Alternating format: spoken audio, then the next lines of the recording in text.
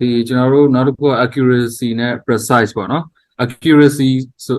accurate ဖြစ်တယ်ဆိုတာကြတော့တိတိကျကျဖြစ်တယ် precise ဆိုတာကြတော့အဲ့တိကျတာဟိုမှာ consistent ဖြစ်တယ်ပေါ့နော်သုံးခါထုတ်လဲဒီ result အတိုင်းပဲရတယ်ဆိုပုံစံမျိုးပေါ့ဒီပထမဆုံးပုံကသူ accurate ဖြစ်တယ်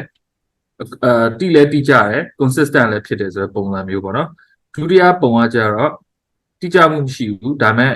precise ဖြစ်တယ်ဆိုတာအဲ့တလွဲလေးကိုပဲအများကြီးတလွဲလေးတိုင်းထုတ်နေတဲ့ပုံစံမျိုးပေါ့တတိယပုံကကြတော့ဒီ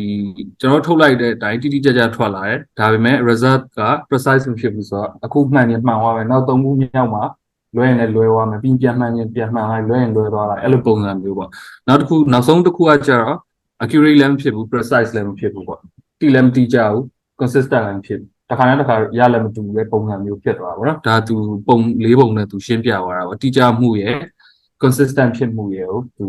ရှင်းပြသွားတာပေါ့နော်ဒီ hobbyist ဆိုတာပေါ့နော်ဒီသူပြောချင်တဲ့သဘောကကြတော့လေဒီပုံမှန် dental အတွက်ကို focus လုပ်ပြီးထုတ်ထားတဲ့ printer တွေမဟုတ်ပဲအကုန်လုံးထုတ်လို့ရမယ့် printer တွေပေါ့ဥပမာကျွန်တော်တို့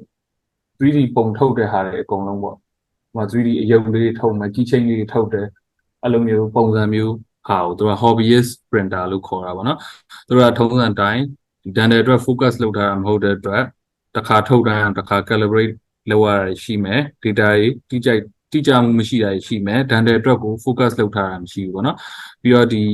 ခုနပြောသလို collaborate ဒီတစ်ခါ print ထုတ်တော့မယ်ဆိုတိုင်း collaborate တစ်ခါထပ်ပြီးလုပ်နေရတာဖြစ်တဲ့အတွက် plug and play မဟုတ်တော့ဘူးပေါ့နော်ကျွန်တော်တို့ဒီ out of the box တမ်းပြီး print ထုတ်တဲ့ပုံစံမဟုတ်တော့ဘူးပြီးတော့ unreliable customer support ပေါ့နော် customer ဒီကျွန်တော်တို့ဒီ Ackuertta မှာဆိုရင်အခုကျွန်တော်တို့လုပ်နေသလိုမျိုး training တွေရှိမယ်တခုပြဿနာတက်ပြီဆိုလို့ရှိရင်လည်းဒီတို့ချက်ချင်းဖြေရှင်းပေးမယ်ပေါ့နော်ဒီပုံမှန် hobbyist printer တွေမှာတော့အဲ့လိုမျိုး customer support တွေတော့ရမှာမဟုတ်ဘူးပေါ့နော်